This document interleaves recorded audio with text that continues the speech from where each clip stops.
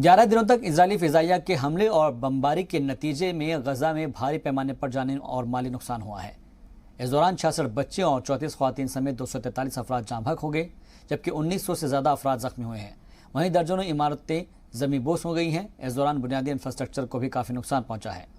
کہا جا رہا ہے کہ ان کی تعمیر نو میں اربوں ڈالر اور طویل عرصہ لگ سکتا ہے۔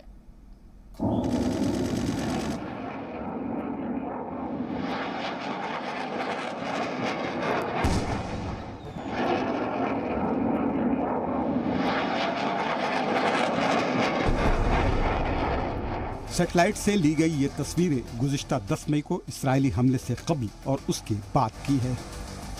ان میں الجلا ٹاور نامی وہ عمارت بھی ہے جس میں بین الاقوامی میڈیا ہاؤس کے دفتر ہوا کرتے تھے۔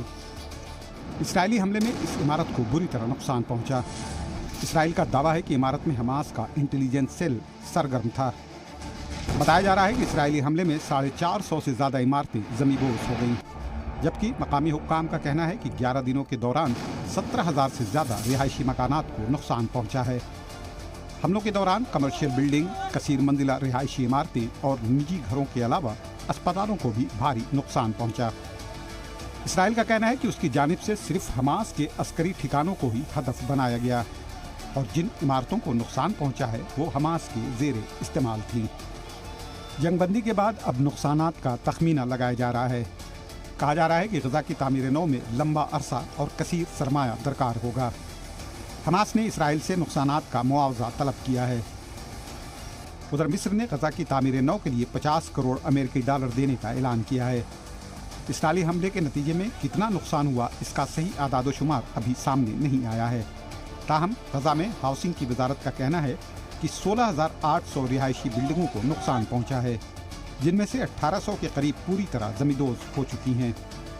اسی طرح پاور سپلائی کا نظام بھی بری طرح متاثر ہوا ہے۔ حملے سے قبل غزہ میں 12 گھنٹے بجلی سپلائی ہوتی تھی، جبکہ اس وقت صرف 3 سے 4 گھنٹے بجلی مل رہی ہے۔ اسرائیلی بمباری سے زراعتی زمینیں، پولٹری فارم اور گرین ہاؤسز کو بھی بھاری نقصان پہنچا ہے۔ ماہرین اقتصادیات کا کہنا ہے کہ اس دفعہ غزہ کی تعمیر نو پر 2014 سے بھی زیادہ وقت لگے گا۔ گمان کیا جا رہا ہے کہ غزہ کی تعمیر نو کے لیے کم سے کم 8 بلین امریکی ڈالر کی رقم درکار ہوگی۔ واضح ہو کہ 2014 میں اسرائیل اور حماس کے درمیان 7 دنوں تک جنگ ہوئی تھی۔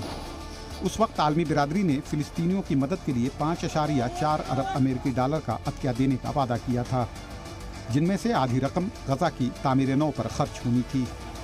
مالی امداد کے علاوہ مصر کی جانب سے غزہ میں انسانی اور طبی امداد بھی بھیجنے کا اعلان کیا گیا ہے۔ امید کی جا رہی ہے کہ دیگر عرب ممالک، عالمی بینک اور یورپی یونین بھی قاہرہ کی طرز پر غزہ کی تعمیر نو کے لیے امدادی پیکج کا اعلان کر سکتے ہیں۔ بیورو رپورٹ، زی میڈیا۔